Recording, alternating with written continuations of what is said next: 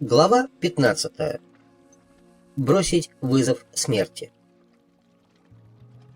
К дому Хинаро я подъехал около 2 часов пополудни. Мы немного поговорили с Доном Хуаном, а потом он перевел меня в состояние повышенного осознания. Ну вот, снова мы собрались втроем, совсем как в тот день, когда ходили на плоский камень, сказал Дон Хуан. И сегодня ночью мы пойдем в те места еще раз. Теперь ты обладаешь знаниями, достаточными для того, чтобы прийти к очень серьезным выводам относительно того места и его воздействия на осознание. А что в том месте особенного, Дон Хуан? Сегодня тебе предстоит узнать некоторые жуткие и отвратительные факты, собранные древними видящими и касающиеся накатывающейся силы. Ты увидишь, о чем шла речь, когда я говорил, что древние видящие выбрали жизнь любой ценой. Дон Хуан повернулся и толкнул Хинаро, который начинал уже клевать носом. Как, по-твоему, древние видящие были ужасными людьми? Вне всякого сомнения, очень четко проговорил Хинаро, а потом, как бы поддавшись усталости, снова заметно клюнул носом.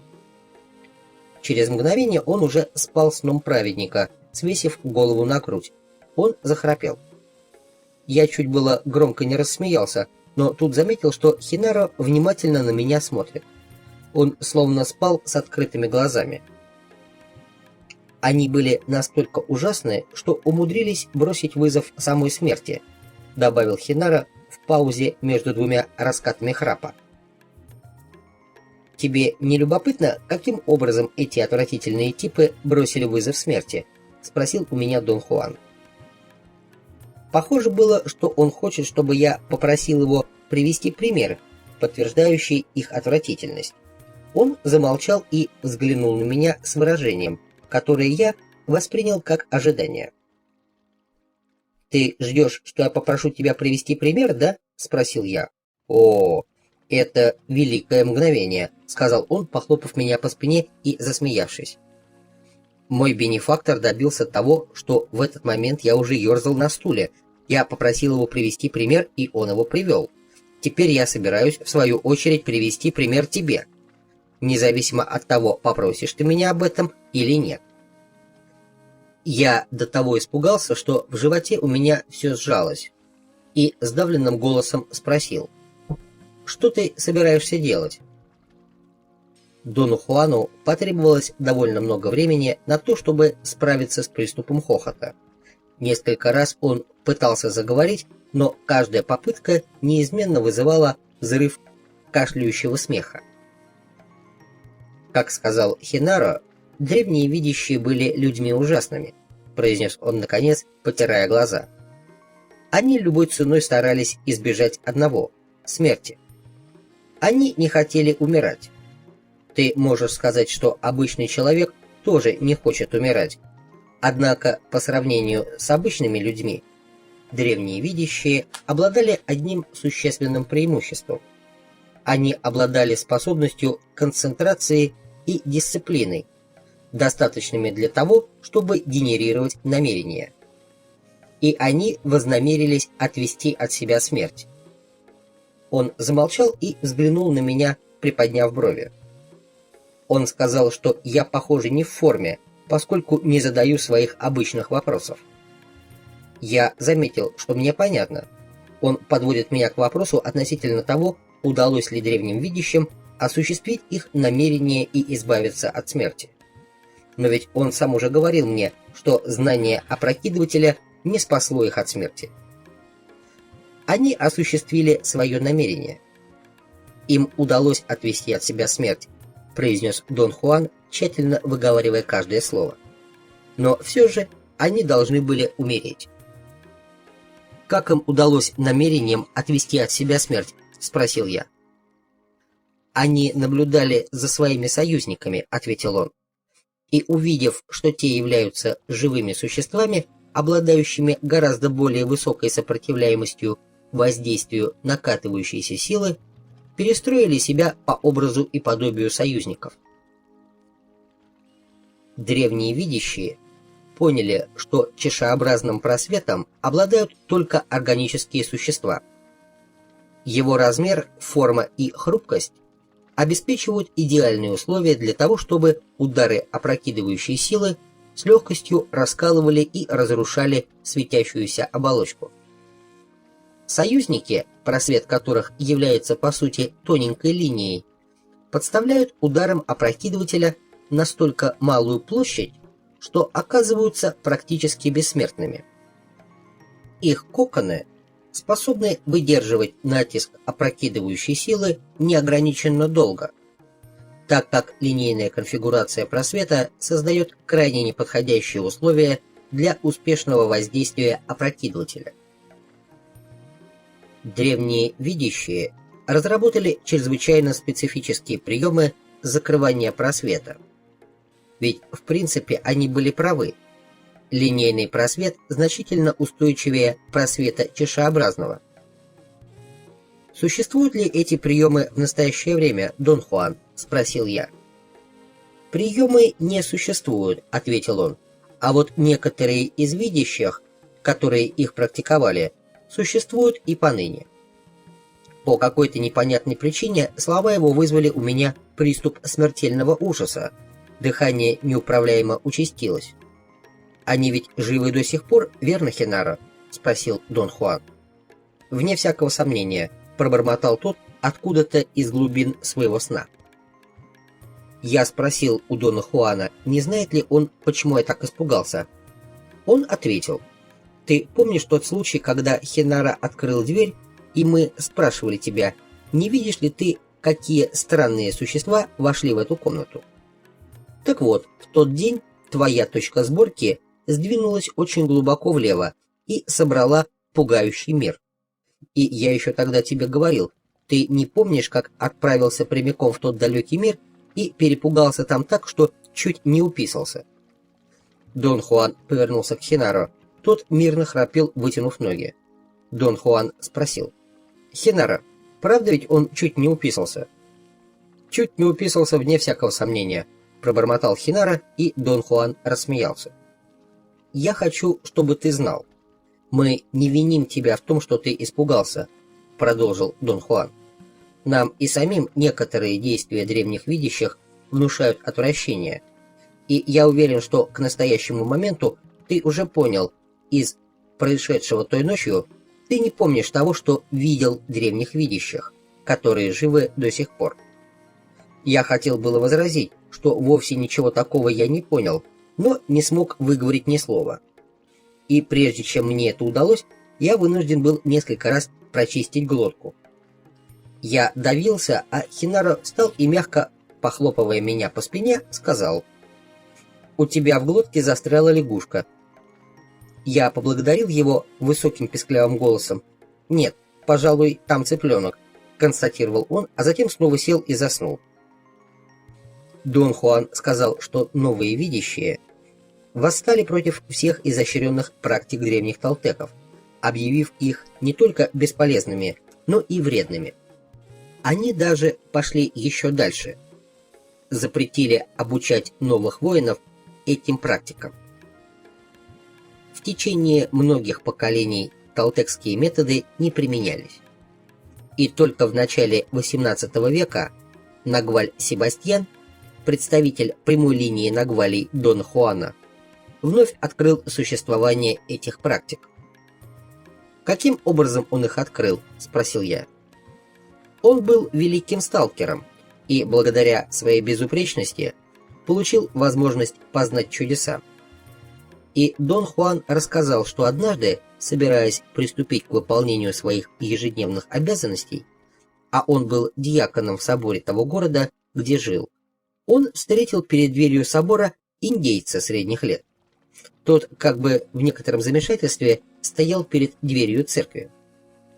Нагваль Себастьян подошел к этому человеку и спросил, не нуждается ли тот в помощи. «Мне нужна энергия.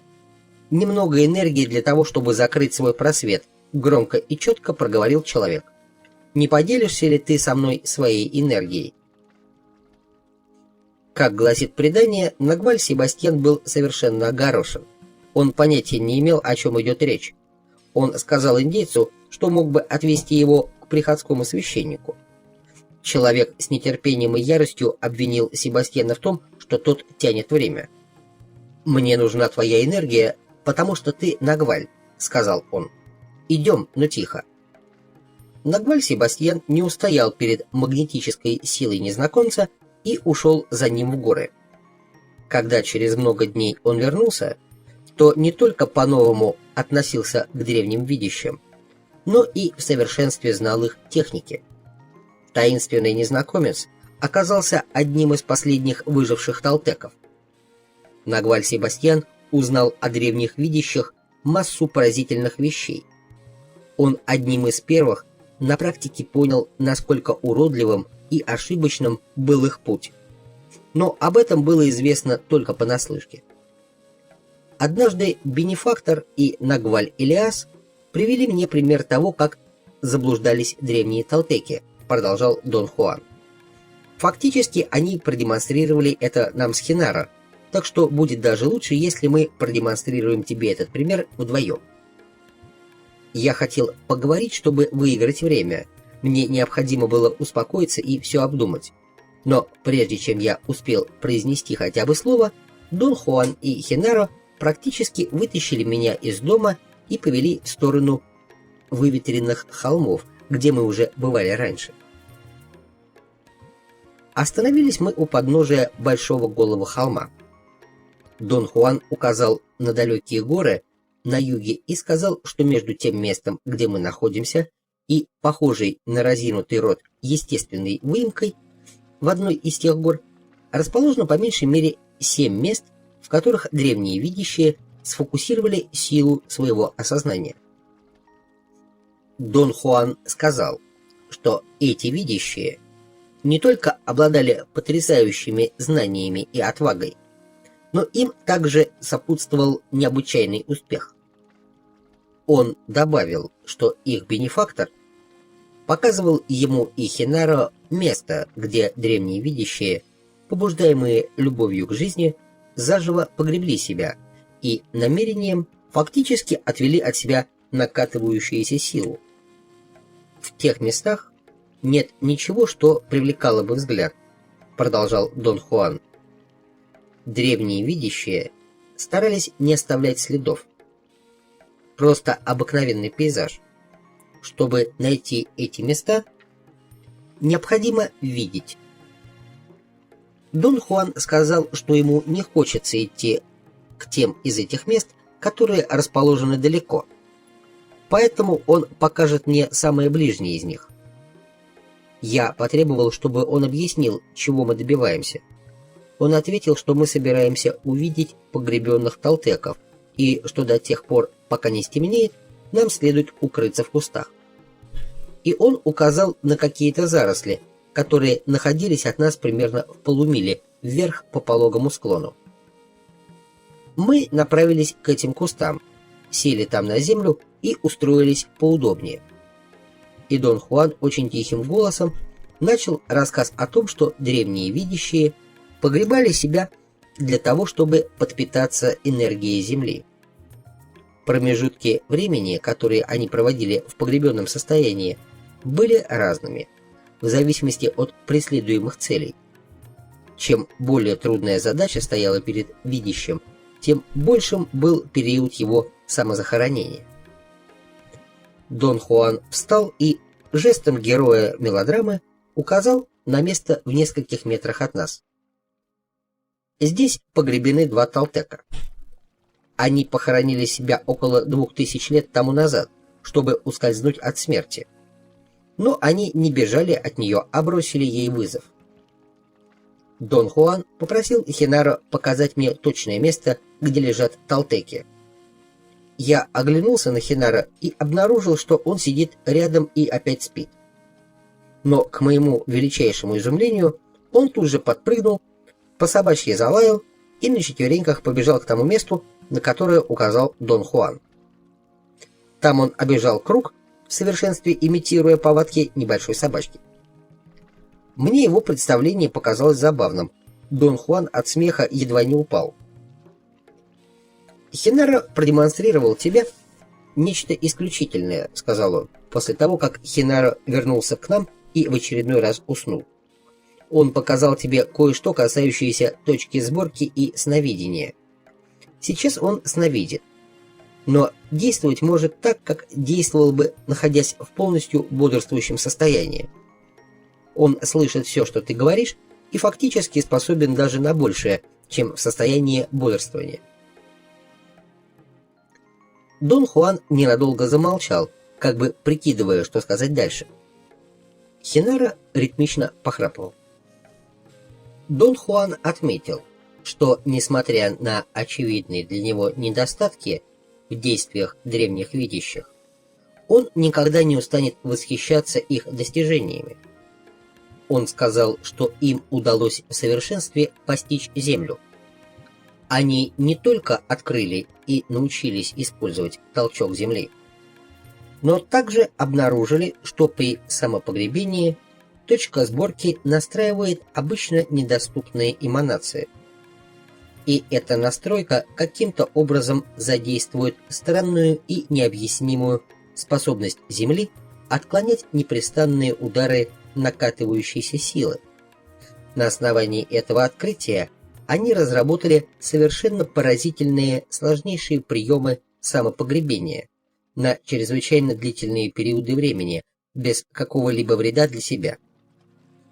Ведя битву со смертью, они научились продлевать периоды самозахоронения на тысячелетия. День был пасмурным, и ночь спустилась быстро.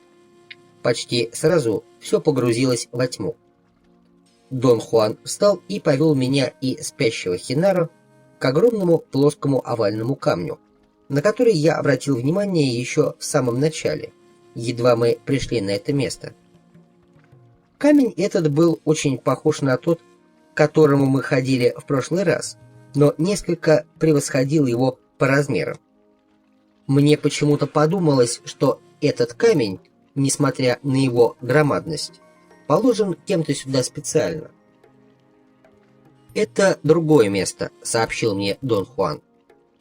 «Этот громадный камень сюда положили в качестве ловушки, чтобы привлекать людей. Скоро ты узнаешь, почему». Я ощутил, как по моему телу пробежала дрожь. Мне казалось, что я вот-вот упаду в обморок. Я хотел сообщить Дону Хуану о неадекватности моей реакции, но он продолжал говорить хриплым шепотом. Он сказал, что Хинара сейчас сновидит, и что он сдвинул свою точку сборки в степени достаточной для того, чтобы добраться до тех эманаций, которые заставят пробудить все, что есть вокруг этого камня. Мне Дон Хуан посоветовал сдвинуть свою точку сборки вслед за точкой сборки Хинара. Он сказал, что мне это по силам. Нужно только установить несгибаемое намерение сдвинуть ее, а затем позволить ходу событий диктовать ей направление смещения. Немного подумав, Дон Хуан шепотом добавил, что беспокоиться по поводу техники ни к чему, так как подавляющая часть необычных вещей, происходящих с видящими, как, впрочем, и с обычными людьми, происходит сама собой при вмешательстве одного лишь намерения. Еще немного помолчав, он сказал, что опасность для меня будет заключаться в неизбежной попытке погребенных видящих запугать меня до смерти. Он настаивал на том, чтобы я сохранял спокойствие и не поддавался страху, а просто следовал за Хинару. Я отчаянно боролся с тошнотой.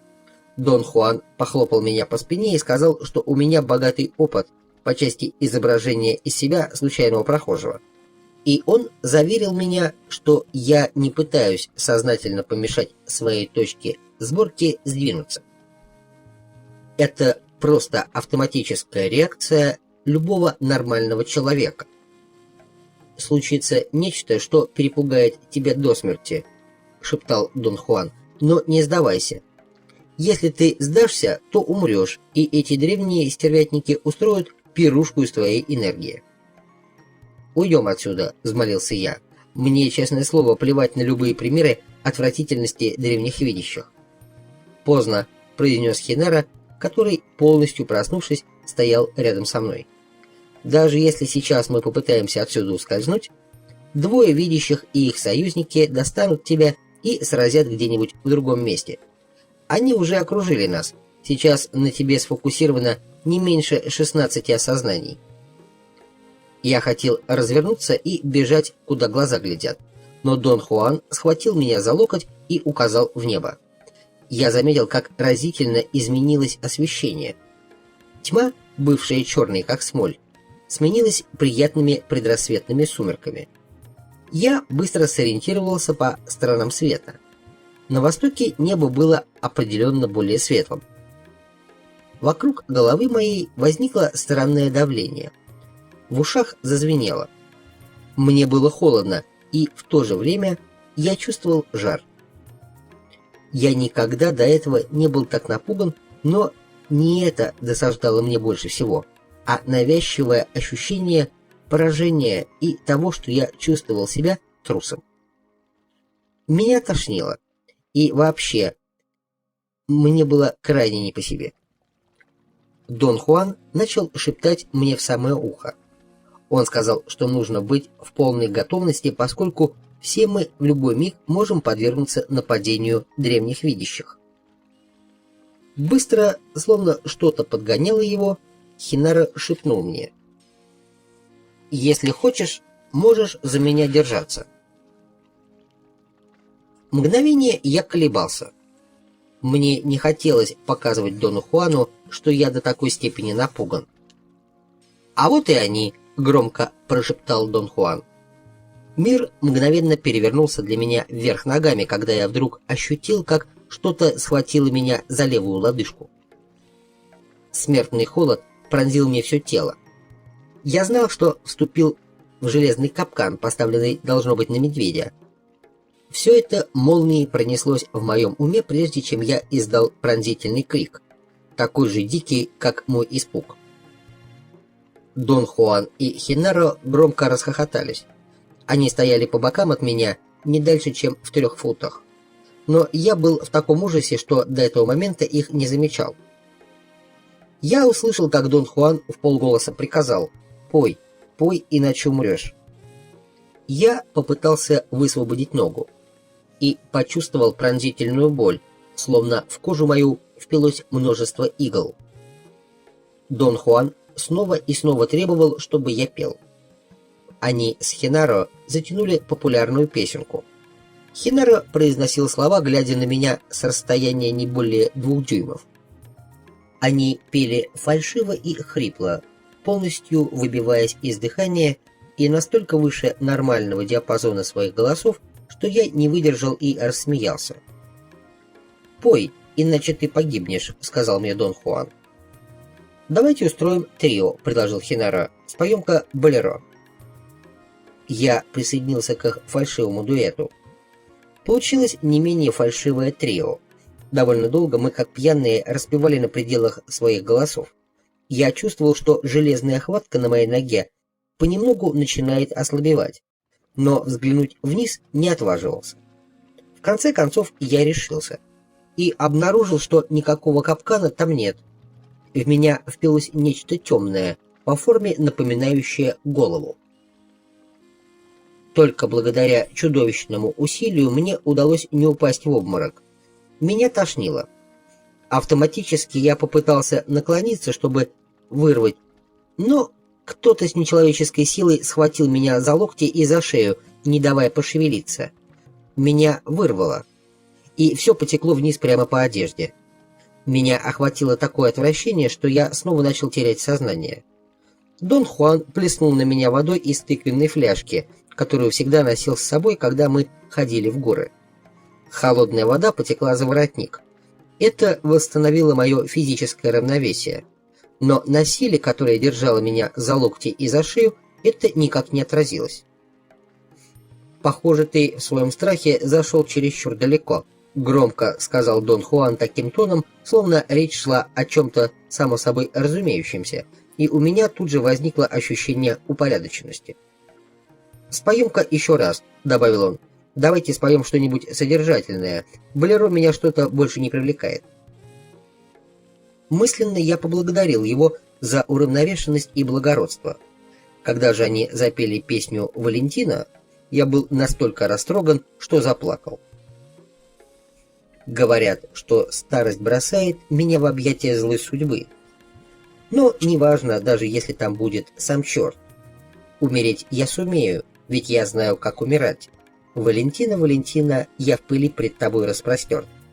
И если завтра мне смерть суждена, почему не сегодня, раз и навсегда? Все мое существо словно пронзил шок от немыслимой переоценки ценностей. Никогда еще песня не имела для меня такого огромного значения. Услышав, как они распевают слова, которые я всегда считал сентиментальной дешевкой, я вдруг подумал, что постиг дух воина. Дон Хуан намертво вбил в меня формулу: воин всегда живет бок о бок со смертью. Воин знает, что смерть всегда рядом, и из этого знания черпает мужество для встреч с чем угодно. Смерть худшее из всего, что может с нами случиться. Но поскольку смерть – наша судьба, и она неизбежна, мы свободны. Тому, кто все потерял, нечего бояться. Я подошел к Дону Хуану и Хенаро и обнял их, чтобы выразить бесконечную благодарность и восхищение. А затем я осознал, что меня больше ничто не держит. Не говоря ни слова, Дон Хуан взял меня за руку, подвел к плоскому камню и усадил на него. «Представление начинается», — весело воскликнул Хенаро, усаживаясь поудобнее. «За входной билет ты уже заплатил. Билет у тебя на всю грудь». Он взглянул на меня, и оба они расхохотались. «Не садись ко мне слишком близко», — попросил Хенаро. «Не люблю блевотины. Но не стоит садиться и слишком далеко. Фокусы древних видящих еще не исчерпаны». Я придвинулся к ним настолько близко, насколько позволяли приличия. В течение какого-то мгновения я чувствовал обеспокоенность своим состоянием, но потом все мои неприятные ощущения сразу отошли на задний план. Я заметил, что к нам приближаются какие-то люди. Я не мог рассмотреть их фигуры, но различал контуры группы людей, приближавшихся к нам в полумраке. У них не было ни фонариков, ни ламп, хотя в такой час они бы им не помешали. Деталь эта почему-то меня обеспокоила. Мне не хотелось на ней сосредотачиваться, поэтому я намеренно принялся размышлять в рациональном ключе. Я прикинул, что своим громким пением мы, должно быть, привлекли их внимание, и они идут, чтобы выяснить, в чем дело. Дон Хуан похлопал меня по плечу. Движением подбородка он указал на мужчин, шедших впереди группы. Вон те четверо – древние видящие. Остальные их союзники. Прежде чем я успел заметить, что это, вероятнее всего, местные крестьяне, за спиной моей раздался свистящий звук. Ужасно встревожившись, я мгновенно оглянулся. Движение мое было таким быстрым, что предупреждение Дона Хуана запоздало. Я услышал, как он кричит: «Не оглядывайся!» Но эти слова уже могли быть лишь фоновым звуком. Они ничего для меня не значили. Оглянувшись, я увидел, что 3 чудовищно уродливых человека взобрались на камень за моей спиной. Они крались ко мне, разинув рты в кошмарных гримасах и вытянув руки, чтобы меня схватить.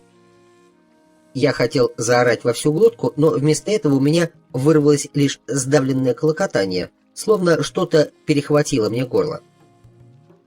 Увернувшись от них, я автоматически скатился на землю. Как только я встал, Дон Хуан прыгнул ко мне, и в то же мгновение толпа, возглавляемая теми, на кого указывал Дон Хуан, налетела на меня. Они были похожи на стервятников. Они даже попискивали, как летучие мыши или крысы. В ужасе я завопил. Теперь это мне удалось. Крик получился дикий и пронзительный. С ловкостью спортсмена в пике формы Дон Хуан выхватил меня из их лап и утащил на камень. Суровым голосом он велел не оглядываться, как бы страшно ни было. Он объяснил, что союзники не могут меня столкнуть, Но вот испугать так, что я снова свалюсь на землю, вполне способны. А на земле союзники могут удержать кого угодно.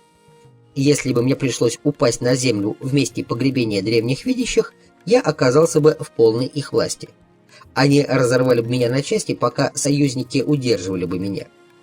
Дон Хуан добавил, что не рассказал мне всего этого раньше, так как надеялся, что в силу обстоятельств я буду вынужден увидеть все это и понять самостоятельно. Его решение едва не стоило мне жизни. Я ощущал присутствие уродливых людей совсем рядом за своей спиной, и это было невыносимо. Дон Хуан приказал мне сохранять спокойствие и сосредоточить внимание на 4 мужчинах, возглавлявших толпу из 10-12 человек. В мгновение, когда я сфокусировал на них взгляд, они все, как по команде, ринулись к краю плоского камня. Остановившись там, они по-змеиному зашипели. Они ходили взад-вперед. Движения их казались согласованными. Все это выглядело настолько единообразным и упорядоченным, что производило впечатление какого-то механизма. Словно они следовали некой непрерывно повторявшейся схеме, рассчитанной на то, чтобы меня загипнотизировать. «Не пялься на них так, дорогой», — сказал Хинара таким тоном, словно обращался к ребенку. Я захохотал, и смех мой был настолько же истерическим, насколько и страх. Я хохотал так, что эхо гуляло по окрестным холмам. Люди сразу же остановились. Казалось, они в замешательстве. Я различал, как их головы покачиваются вверх-вниз, словно они разговаривают, что-то обсуждая между собой. Потом один из них вскочил на камень. «Берегись! Этот видящий!» — крикнул Хинаро. «Что нам теперь делать?» — закричал я. «Можем спеть еще», — будничным голосом произнес Дон Хуан. Страх мой достиг апогея. Я принялся подпрыгивать на месте и рычать, как зверь. Человек спрыгнул на землю. «Ну ладно, не обращай внимания на этих шутов», — сказал Дон Хуан. «Давай лучше побеседуем, как обычно». Он сказал, что мы пришли сюда ради достижения моего просветления, а я не оправдываю их надежд. Мне следует перестроиться. Во-первых, следует осознать, что моя точка сборки сдвинулась и теперь заставляет светиться довольно мрачные эманации. Переносить же чувства, свойственные моему нормальному состоянию осознания, в мир, который я собрал, просто нелепо, поскольку страх может доминировать только среди эманаций обычной жизни.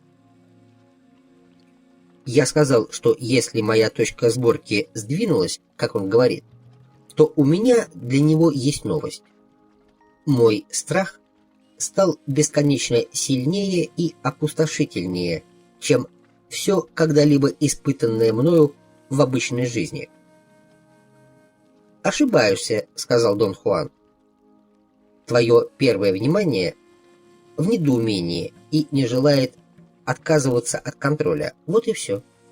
У меня такое чувство, что ты можешь спокойно подойти к этим созданиям, и они ничего не смогут с тобой сделать». Я твердил в ответ, что еще не дошел до той кондиции, в которой стал бы таким нелепым способом искушать судьбу. Дон Хуан смеялся надо мной. Он сказал, что рано или поздно мне придется избавиться от своего сумасшествия и что перехватить инициативу и встретиться с этими видящими лицом к лицу – вещь гораздо менее нелепая, чем исходное согласие с самой идеей, что я вообще их вижу. С его точки зрения, сумасшествием было бы встретиться с людьми, погребенными 2000 лет назад и все еще живыми, и не думать при этом, что это предел нелепости. Я очень ясно слышал все, что он говорил, но практически не обращал на его слова никакого внимания. Я был в ужасе от людей, которые окружали камень. Похоже было, что они готовятся к прыжку на нас. Фактически их интересовал именно я. Они были сосредоточены на мне. Моя правая рука начала вздрагивать, словно меня поразило какое-то нервно-мышечное заболевание. Тут я вдруг понял, что освещенность неба изменилась еще больше. Уже почти рассвело, но я только сейчас это заметил. А потом случилось нечто странное. Какой-то неконтролируемый порыв заставил меня вскочить и ринуться к группе людей. В тот миг я ощущал два диаметрально противоположных чувства по отношению к одному и тому же. Жуткий ужас был меньшим из них. Преобладало же полное безразличие. Мне было абсолютно все равно. Когда я добежал до них, я понял, Дон Хуан был прав. На самом деле они не были людьми. Из них только 4 в какой-то степени напоминали людей, но людьми все-таки не являлись. Я видел перед собой некие странные создания с огромными желтыми глазами. Остальные же были просто формами, которыми управляли те 4. Я смотрел на этих 4, и меня охватила невыразимая печаль. Я попытался до них дотронуться, но не смог их отыскать. Они были развеяны чем-то похожим на ветер.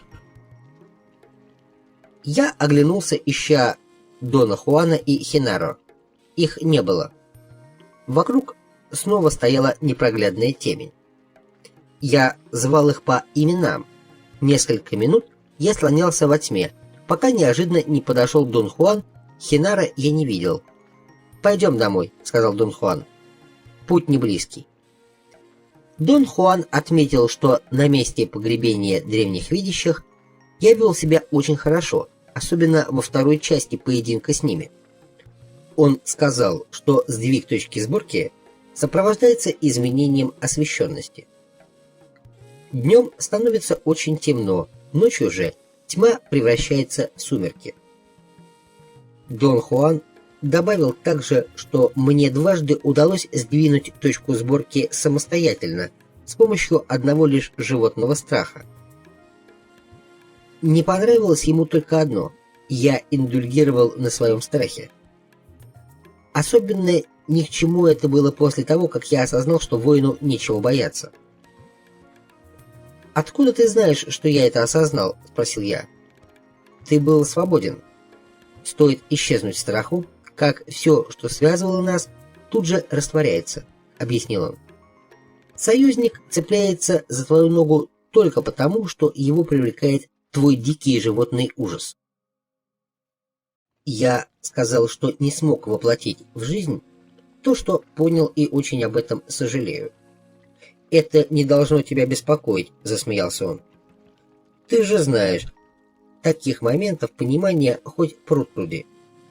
Но в жизни воина они ничего не стоят, поскольку результаты их ликвидируются при каждом новом сдвиге точки сборки. Просто мы с Хенаро хотели заставить тебя сдвинуться очень глубоко, и Хенаро в этот раз был нужен лишь для того, чтобы выманить древних видящих. Он уже как-то проделал нечто подобное. И ты сдвинулся так глубоко влево, что вспомнить тебе это удастся не скоро. В тот раз ты испугался не меньше, чем сегодня, но твое упрямое первое внимание не дало тебе тогда воспринять видящих и их союзников, которые следовали за тобой и вошли в эту комнату. Объясни мне, что произошло на месте погребения древних видящих?» «Союзники пришли, чтобы тебя увидеть», — ответил он. «Их энергетический уровень очень низок, поэтому они нуждаются в помощи людей. Те 4 видящих собрали вокруг себя 12 союзников. Сельская местность в Мексике, а также некоторые города опасны. То, что произошло с тобой, может случиться с любым мужчиной и любой женщиной. Наткнувшись на такой могильник, человек даже может увидеть видящих и их союзников. Если, конечно, он достаточно податлив для того, чтобы позволить своему страху сдвинуть точку сборки. Но одно можно сказать наверняка. Человек может умереть от страха. Ты что, действительно веришь, что эти талтекские видящие до сих пор остаются живыми?» – спросил я. Он с недоверием покачал головой. «Настало время слегка сдвинуть твою точку сборки. Я не могу с тобой беседовать, когда ты находишься на стадии полного идиота». И он трижды шлепнул меня ладонью, прямо по правому выступу таза, по серединной точке спины, чуть ниже лопаток и по верхней части правой грудной мышцы. В ушах незамедлительно послышался звон. Из правой ноздри выбежала струйка крови. Внутри меня словно что-то откупорилось. Как будто вновь потек некий заблокированный поток энергии. «Чего от нас хотели те видящие и их союзники?» — спросил я. «Да ничего», — ответил он. «Это мы от них чего-то хотели. Конечно, когда ты приходил, чтобы увидеть их в первый раз, они обратили внимание на твое поле энергии. Ну а во второй раз, обнаружив, что ты вернулся, они решили ею поживиться». «Эти видящие, как ты утверждаешь, живые», — сказал я. «Но ты имеешь в виду, что они живые в том же смысле, в каком живыми являются союзники, так что ли?» «Совершенно верно», — подтвердил он. «Они никак не могут быть живыми в том смысле, в каком живыми являемся мы с тобой. Это было бы уж слишком». И он объяснил, что древние видящие были настолько озабочены проблемой смерти, что не пренебрегали даже самыми причудливыми возможностями. Те из них, кто взял за образец союзников, вне всякого сомнения жаждали обрести пристанище на небесах. И они нашли свое пристанище. Им стала фиксированная позиция точки сборки в одной из полос неорганического осознания. Там видящие почувствовали себя в относительной безопасности. Ведь от обычного мира их отделял практически непреодолимый барьер – барьер восприятия, сформированный смещением точки сборки. Когда видящие увидели, что ты умеешь сдвигать точку сборки, они побежали от тебя как черт от ладана, сказал он и рассмеялся. «Ты хочешь сказать, что я собрал один из 7 неорганических миров?» – спросил я. «В этот раз нет», – ответил он. «Но ты сделал это в прошлый раз, когда видящие и их союзники за тобой погнались.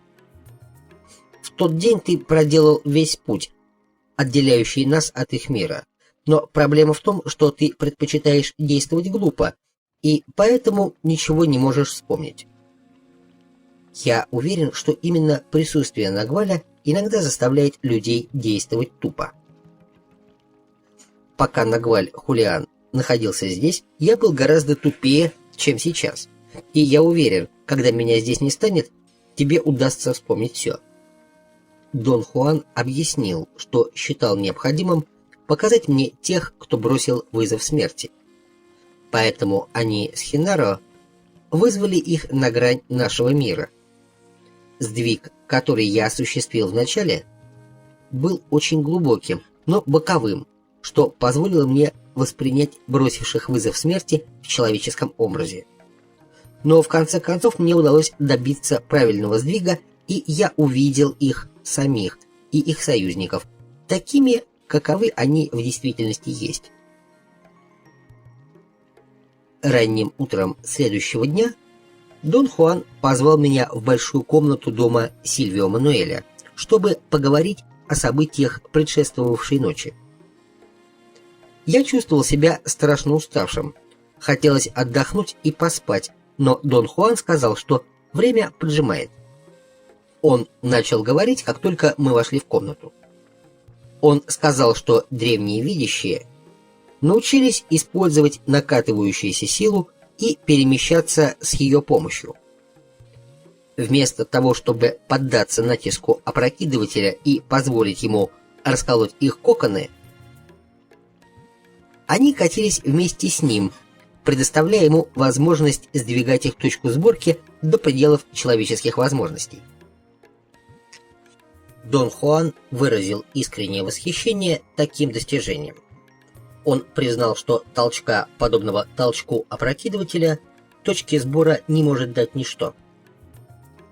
Я спросил о различии между толчком Земли и толчком опрокидывателя. Он объяснил, что толчок Земли – это сила настройки исключительно янтарных эманаций. Такой толчок повышает осознание до немыслимой степени. С точки зрения новых видящих, такая трансформация есть взрыв неорганического осознания, которую они назвали полной свободой. Он сказал, что толчок опрокидывателя, в отличие от толчка Земли, это сила смерти. Под воздействием опрокидывателя точка сборки перемещается в новые непредсказуемые позиции. Таким образом, древние видящие в своих странствиях всегда были одинокими путниками, хотя все предприятия их всегда были совместными. Если же случалось так, что в одном и том же путешествии принимали участие несколько видящих, то это означало только борьбу за главенство и считалось нежелательным повтором событий. Я признался Дону Хуану, что чем бы древние видящие ни занимались, занятия их производят на меня гораздо более жуткое впечатление, чем самые мрачные триллеры. Он раскатисто захохотал. Было похоже, что происходящее доставляет ему массу удовольствия. «Тебе все же придется согласиться, как бы ни было противно, что эти черти обладали огромной смелостью», — продолжил он. «Мне и самому они никогда не нравились, как ты знаешь, но не восхищаться ими я, тем не менее, не могу. Их любовь к жизни для меня поистине непостижима». Я спросил: «Но разве это можно назвать любовью к жизни, Дон Хуан? Это что-то тошнотворное». «Но что, кроме любви к жизни, способно толкнуть человека на такие крайности?» — ответил он вопросом на вопрос. «Они до такой степени были влюблены в жизнь, что ни за что не желали с ней расставаться. Так я это вижу. Мой бенефактор видел чуть-чуть иначе. Он считал, что они боялись умереть, так как любили жизнь и видели чудеса, а вовсе не из-за того, что были мелкими алчными чудовищами. Нет, они заблудились. Никто никогда не бросал им вызов, и они испортились, как маленькие избалованные дети. Но отвага их была безупречна, и таким же безупречным было их мужество. Вот ты, например, отправился бы в неизвестное, побуждаемый только алчностью? Да ни за что. Алчность работает только в мире обычной жизни. Но чтобы в леденящем душу одиночестве пуститься в странствие по немыслимым пространствам иных миров, требуется нечто повнушительнее алчности. Любовь. Нужна любовь к жизни, к авантюре, к тайне. Нужно обладать неиссякаемой любознательностью и огромной смелостью. Поэтому не говори, что тебе противно, ибо это чушь. Это попросту неприлично. В глазах Дона Хуана мерцали искорки сдерживаемого смеха. Он ставил меня на место, но сам смеялся над этим. Примерно на час Дон Хуан оставил меня в комнате одного.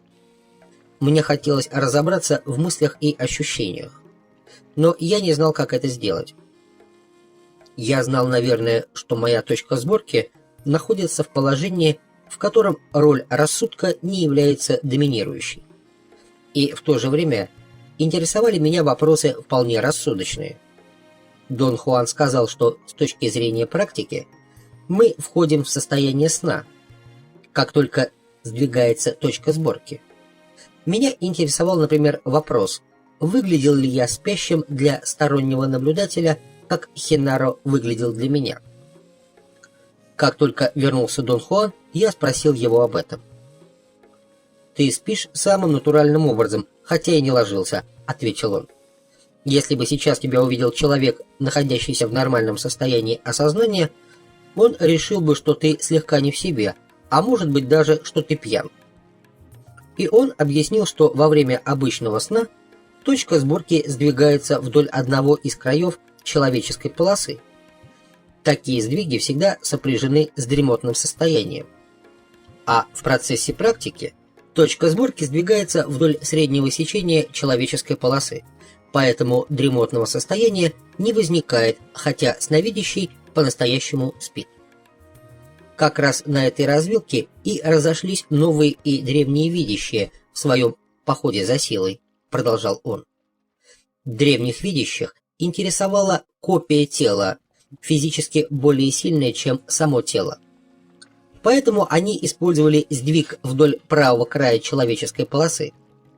Чем глубже они уходили в этом направлении, тем более причудливым становилось их тело сновидения. Вчера ты сам имел возможность увидеть чудовищный результат глубокого сдвига вдоль правого края. Новые видящие поступили совсем иначе. Они старались удержать точку сборки посередине человеческой полосы. При поверхностном сдвиге такого рода, например, при сдвиге в состояние повышенного осознания, сновидящий практически ничем не отличается от любого другого человека на улице. Разве что немного в большей степени подвержен воздействию эмоций, таких как, скажем, сомнение и страх. Но стоит смещению точки сборки преодолеть определенный предел, и сновидящий, сдвиг точки сборки которого осуществляется в среднем сечении, превращается в сгусток света. Такой сгусток света и есть тело сновидения новых видящих. Он сказал также, что такое безличное тело сновидения в большей степени способствует пониманию и исследованию являющихся основой всего, что делают новые видящие. В значительной степени очеловеченное тело сновидения древних видящих заставляло их искать такие же личностные очеловеченные ответы. Неожиданно Дон Хуан запнулся, как бы подыскивая слова. «Есть еще один, бросивший вызов смерти», — отрывисто произнес он. «Он совершенно не похож на тех 4, которых ты видел. Его невозможно отличить от любого обычного человека с улицы. То, чего он достиг, уникально. Он научился открывать и закрывать свой просвет по собственному желанию». Дон Хуан почти нервно перебирал пальцами. «Этот, бросивший вызов смерти, тот древний видящий, с которым в 1723 году познакомился Нагваль Себастьян», — продолжал он. «День их встречи мы считаем днем начала нашей линии, днем второго начала. Бросивший вызов смерти живет на Земле уже сотни лет. Он вносил изменения в жизнь каждого из Нагвалей, с которыми встречался. Некоторых из них изменения коснулись в большей степени, некоторых в меньшей. А встречался он со всеми Нагвалями нашей линии, жившими после 1723 года. Дон Хуан пристально посмотрел на меня. Я почувствовал странное неудобство. Я решил, что неловкость вызвана возникшей передо мной дилеммой. Я очень сильно сомневался в правдивости этого предания, и в то же время по какой-то необъяснимой причине твердо верил, что все это правда. Я сказал о своем затруднении Дону Хуану. «Вопрос рационального недоверия не только твоя проблема», — заметил он. Мой бенефактор тоже поначалу бился над этим вопросом. Конечно, потом он все вспомнил, но на это ему потребовалось довольно много времени. Когда я с ним познакомился, он уже восстановил все в памяти, поэтому стать свидетелем его сомнений мне не довелось. Я только слышал о них. Но вот что непостижимо. Те, кто ни разу не видели того человека, с гораздо большей легкостью верили в то, что он один из древних видящих.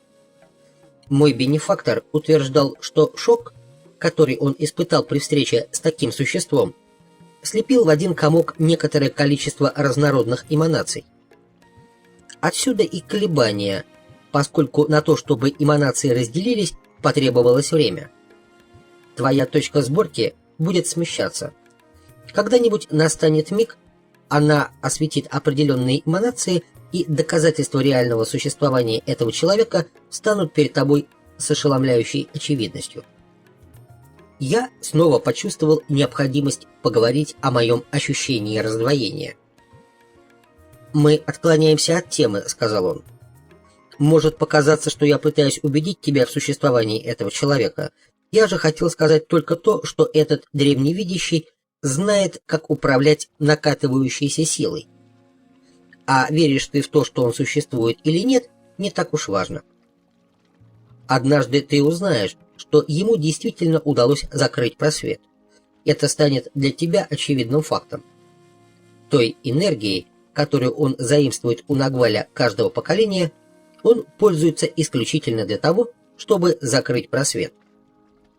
«Но как ему это удается?» — спросил я. «Выяснить это невозможно», ответил он. «Я разговаривал об этом с двумя другими Нагвалями, встречавшимися с ним лицом к лицу. Нагвалем Хулианом и Нагвалем Илиасом. Ни один из них не знал. Тот человек никогда не раскрывал секрет того, как он закрывает просвет. Причем через некоторое время просвет, видимо, начинает снова приоткрываться. Нагваль Себастьян рассказывал, что когда он познакомился с этим древним видящим, тот был очень стар и слаб, он почти умирал. А когда с ним встретился мой бенефактор, тот уже скакал с живостью и энергией полного сил молодого человека. Дон Хуан рассказал, что Нагваль Себастьян прозвал этого безымянного человека арендатором, поскольку они заключили с ним соглашение. Тот получал энергию, так сказать, жилье, платя за это услугами и знаниями. «Кто-нибудь пострадал при этом обмене?» — поинтересовался я. «Ни одному из Нагвалей обмен энергией с этим человеком вреда не причинил», — ответил Дон Хуан. Талтек обязался брать только немного свободной энергии в обмен на дары, на сверхъестественные способности. Нагваль Хулиан, например, получил от него походку силы. С ее помощью он мог задействовать или гасить определенные эманации в своем коконе, делаясь по своей воле то молодым, то старым. Дон Хуан объяснил, что бросившие вызов смерти дошли до того, что перевели в пассивное состояние все эманации внутри своих коконов, кроме эманаций, соответствующих эманациям союзников. Таким образом, они в некотором роде имитируют союзников. Каждый из тех, бросивших вызов смерти, с которыми мы столкнулись возле плоского камня, сказал Дон Хуан, смог очень точно сместить свою точку сборки в место, где она задействовала эманации, которые соответствуют эманациям союзников. Благодаря этому видящие могут с союзниками взаимодействовать, однако вернуть точку сборки в обычное положение и взаимодействовать с людьми они не в состоянии. А арендатор может сдвигать свою точку сборки в положение, где она собирает обычный мир, так, словно ничего и не произошло.